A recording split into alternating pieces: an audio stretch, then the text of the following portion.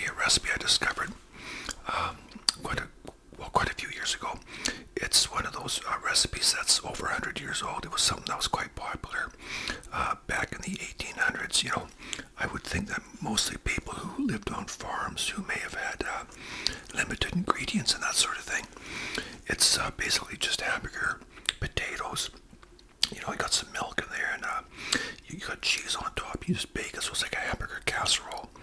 But it's a recipe from like I said, the late 1800s, and I found quite a few of those recipes, and I think they're quite interesting because they're very basic, and they deal with mostly the ingredients that were around at that time. You know. Now the cheese, it comes out the casserole dish with the cheese on top, but when I put it on here, the cheese got buried underneath there somewhere, so it's still there, but, excuse me, still see it there a bit. Can have a little drink here.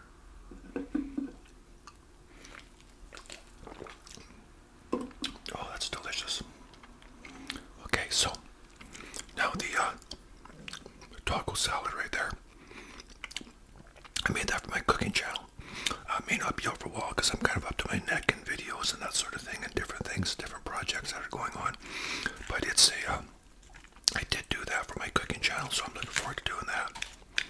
So, you know, taco salad is just, it's got all kinds of stuff in there, you know, like avocado, olives, and pepper, and cheese, and lean ground beef, and whatever. And basically, it's kind of like nachos, but in a salad.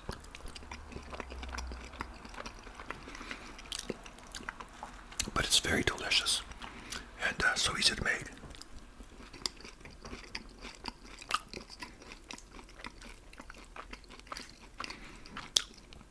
So, what I'm going to be talking about today is a book called Once Upon an Island, written by David Conover.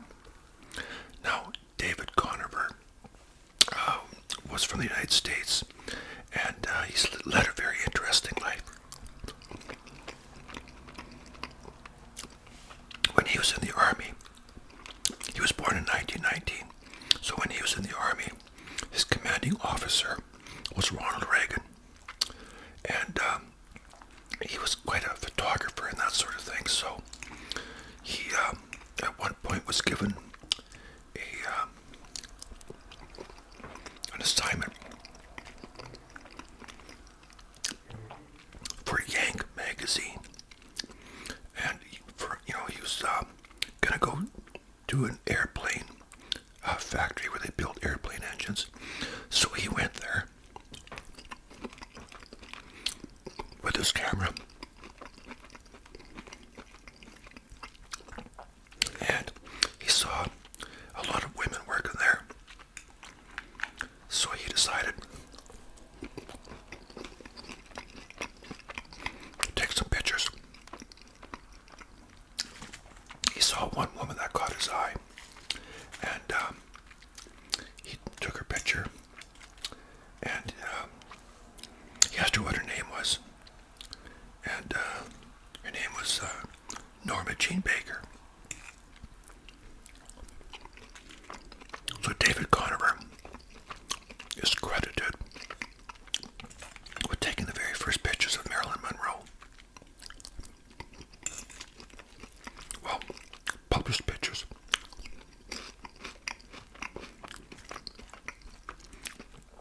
So that was very interesting for him to be able to do that.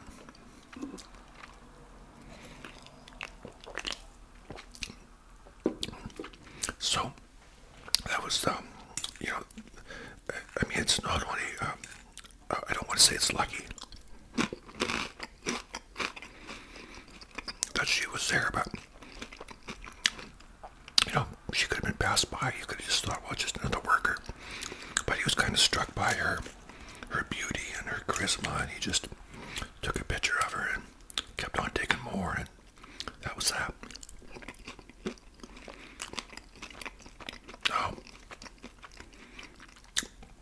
Shortly after that, in the 40s, still, he had come up to Canada, to British Columbia.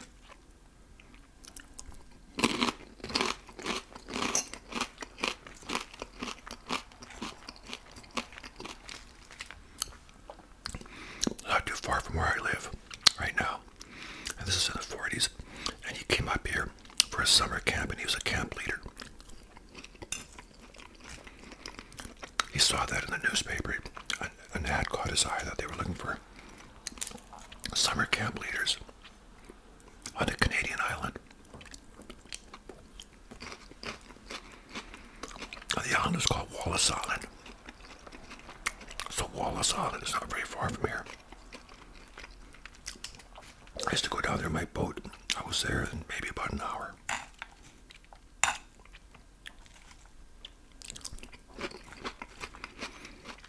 You know, this hillbilly casserole and this taco salad is amazing together.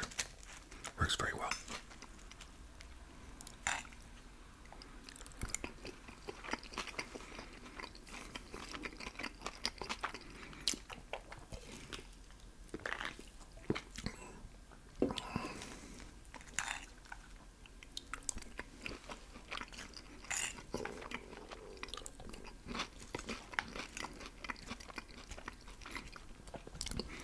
So he comes up here and he's a leader for a summer camp. And he goes back to Los Angeles where he was living. And he just couldn't stop thinking about this island, how much he loved it up here. So he decided that someday he would like to maybe buy a place up here or live up here.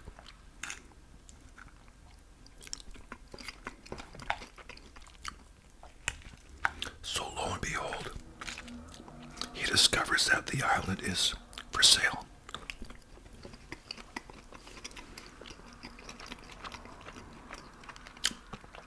And he buys it. Whole entire island. Now the island is quite a big, I mean it's a big island. It's not a tiny little thing by any stretch. It's a fair size.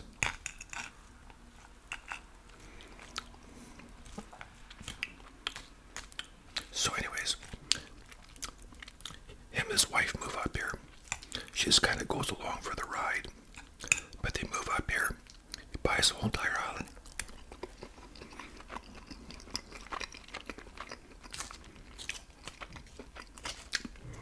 No, like I said, it's quite a sizable island. And it's surrounded by other Gulf islands. You know, like the closest island is Salt Spring. Salt Spring Island right now is a population of about 10,000. At least 10. Last I heard anyway. And I take my kids camping there. We used to camp there 16 years. Yeah, we camped there 16 years in a row.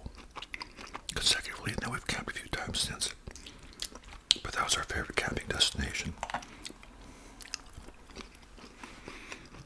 But Salt Spring was the biggest island, or is the biggest island in that area. There's also Main Island, Saturn Island, lots of Gulf islands. When I was married, we had a cabin on Ruxton Island.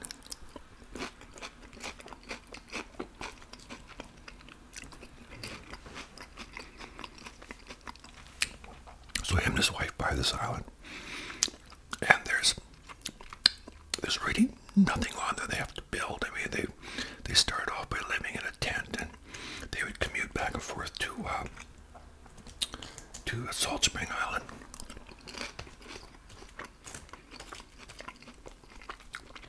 Because that's all they could do.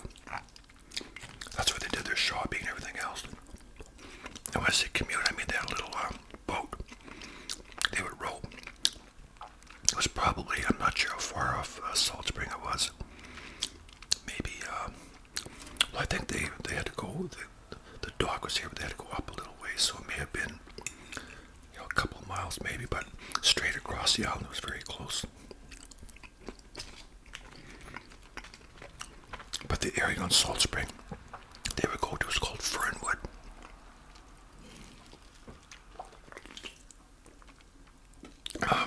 Having a bubbly.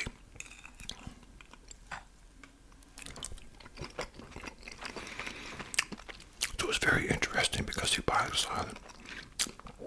Excuse me, they basically start from scratch. Excuse me. And they start building.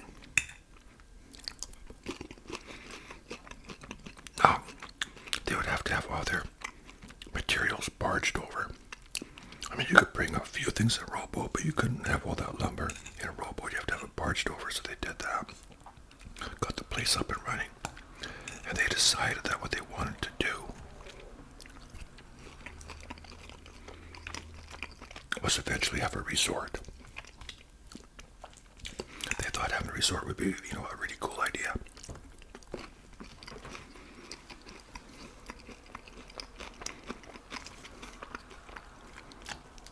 So that's what they started working on. And they wanted to build some cabins. But of course they needed more capital.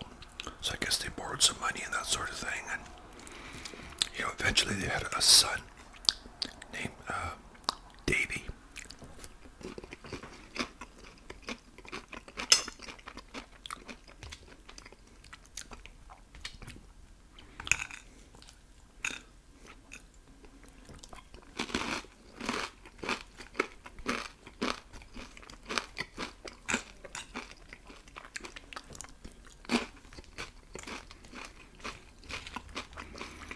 So Davy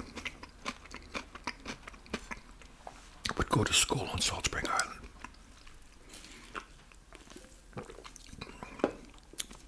So anyways, they had a lot of adventures over there. But they had a lot of adventures. A lot of adventures. And of course, when you have your own island, you're going to have a lot of adventures.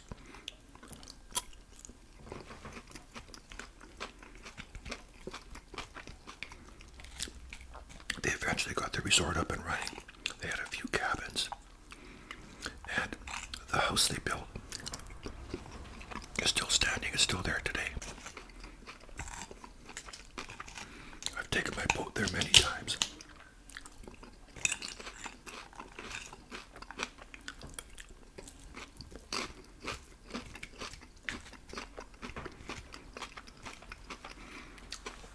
So at some point, David Conover decides to write a book. He starts writing this book. And he gets rejected. One rejection after another. And his wife keeps encouraging him, saying, well, you just need to tweak it a bit, or this sort of thing, like just sort of tighten it up a bit.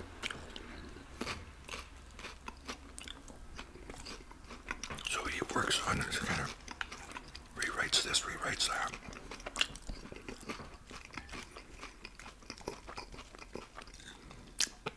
One day he sends his manuscript off. Lo and behold, he gets an offer to have it published. So he gets it published. So there it is, Once Upon an Island, like I showed you earlier. And it's really, really interesting. It's a fascinating book. I love this book. I've read it more than once. It's been out of print for a long time. You can still find them in used bookstores. Excuse me. Or on Amazon. Now, Reader's Digest made a condensed version, which I also have. I have the condensed version of Reader's Digest. And that's good too. It's just the same story but condensed. And it became their #1 selling condensed story ever, which is pretty cool.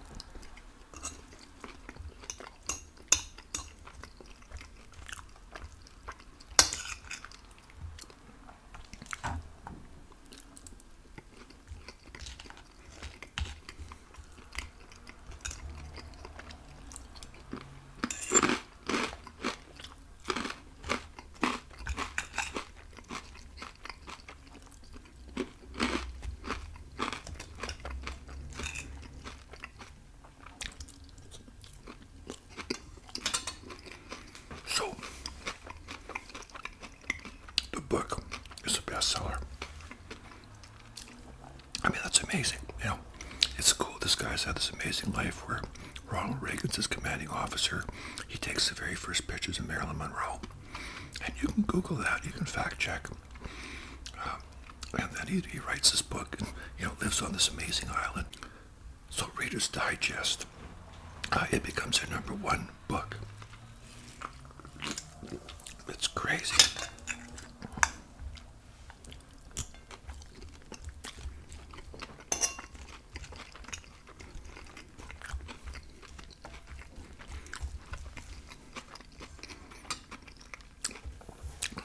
Now he's also written other books.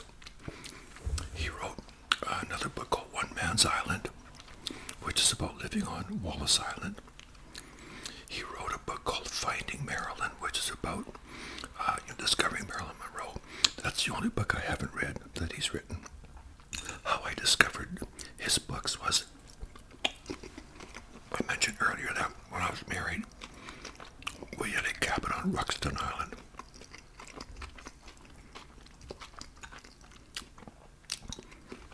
On Ruxton Island is a walking island. There's no traffic over there. The odd person has maybe a quad for hauling something, but you can only get there by boat or seaplane or kayak, whatever. No ferry. You can hire a water taxi.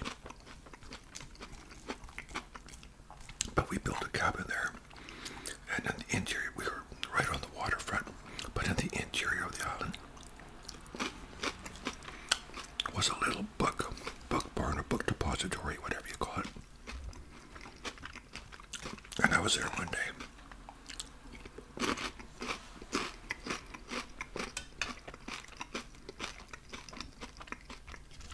And I picked up his book. And it's called Sitting on a Salt Spring. So right away, that was in 1997. I remember because that was the year we built our cabin. That was the year I noticed my eyesight was starting to go a bit. So I find this book called Sitting on a Salt Spring. I think, well, it must be about Salt Spring Island, which is my favorite island. The one where I went camping on for 16 years straight.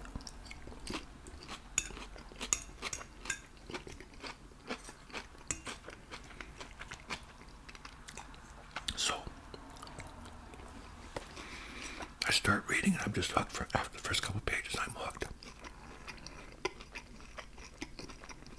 That book was about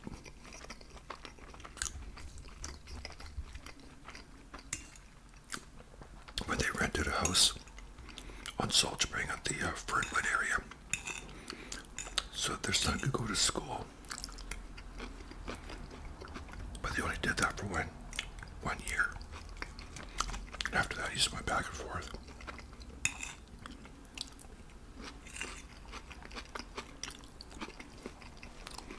Now, I remember a number of years ago, probably maybe 25 years ago, yeah, about 25 years ago, I got a hold of his son, Davey.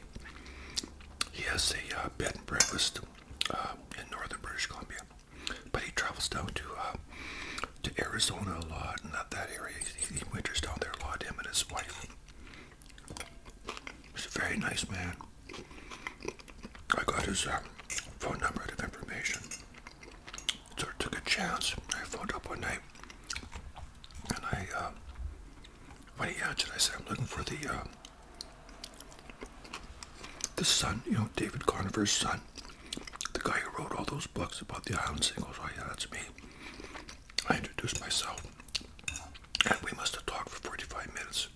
It was just fascinating talking to him because I wasn't sure if I'd ever get a hold of him or if I could find him, and how he would be, how receptive he would be. But he just talked and talked, and I said, so you guys actually had a pet deer? I said, oh yeah, because the pet deer's name was Bimbo. He said, yeah, we had Bimbo for years. It was our pet deer. And, he said everything in there is true. Nothing's exaggerated.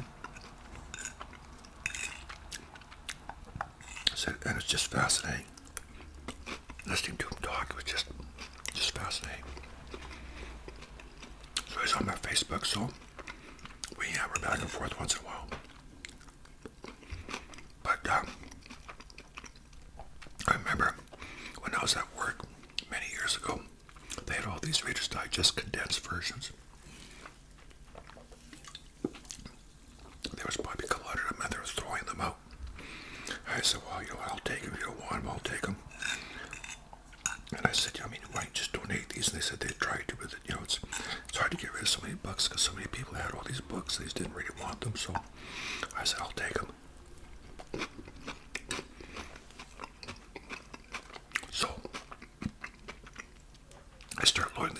back of my car, and I'm looking for that book, the condensed version of Once Upon an Island.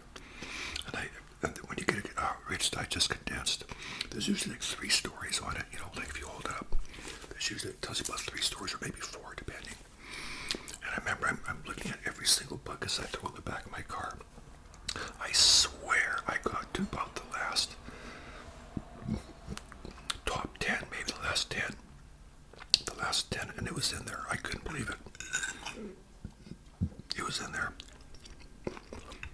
Once Upon an Island condensed version. I couldn't believe I was staring at it. I had found it. Now, Finding Marilyn is the only book I haven't read. I've seen it on Amazon and all that. Maybe one day I'll buy it. And when I was talking to David Conover Jr., he even asked me if I'd read that book. I said no. He says, well, it's very hard to come by.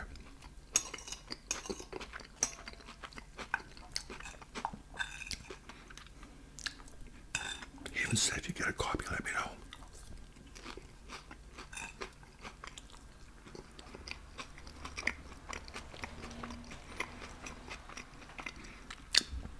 But if you want a real easy read, you know, if you can find that book, it's fascinating. Even the Reader's Digest version is very good.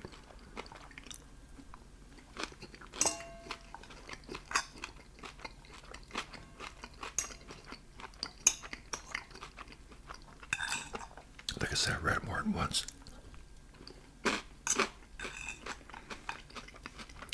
And it's so cool to go there. When you go to visit the island, because in the book they have pictures of their house and the inside of the house.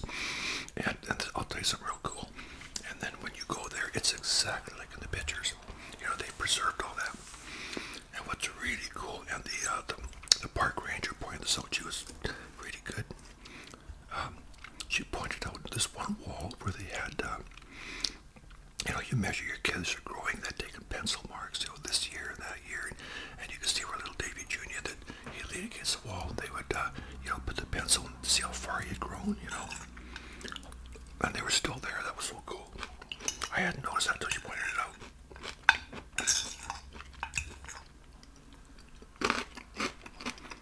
Most of the outbuildings are gone. A lot of the cabins. There's still the odd thing.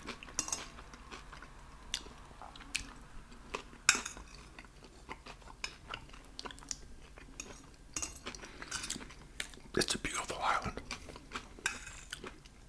All those Gulf Islands are beautiful. They're all the same yet different. And it's so easy to boat around there. Because the water, for the most part, is very mild. It's not like when you go outside, you know, into the Georgia Strait and beyond those islands where you get these big swells and all that. It's really, get pretty rough. But we used to do boating trips down to a lot of those islands, me and the boys and my daughter eventually when she got a bit older. We would stay overnight down there and sleep in the boat. Just wonderful. But, you know, I can understand this man for wanting to live that lifestyle, you know. Because, you know, once you're over there, it's like, man, you just don't want to leave, you know. It would take a, you know, a special kind of person to actually go there and forge that whole thing, you know, like to make it all work, like start from scratch, you know, like, you know, start getting some plumbing and getting some water flowing from somewhere and digging a well. And now I guess there was some older guy had lived there one time, but he didn't do as much as what they did. He didn't develop and all that. He just kind of lived there and more of a hermit lifestyle. But David Conover passed away in 1983. He was only 64. But from what I understand, I think his wife had left him a bit earlier and gone back to L.A. I guess she'd had enough of that. And of course, she passed away too. But still a fascinating story. Yeah, it's some people have very interesting lives, and he certainly had one, you know. Very cool. Now, I have a shout out. Yes, I do have a shout out. Okay.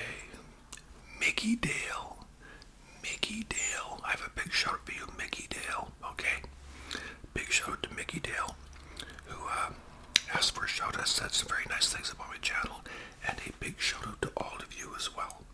Okay, I'm gonna make a spectacle of myself for a sec, make sure I got that. Yeah, I got the name right, Mickey Dale. Yeah. So a big shout out to all of you. Okay, I like doing shout outs. I love your comments. Okay, so you just keep on commenting and let me know how you're doing from time to time. I appreciate that. I like it when you share your thoughts and that sort of thing. It's very interesting. I love your ideas and suggestions. So, having said all that, look after yourselves, look after each other, and you take care, my friends. I'll see you next time, okay? Bye for now.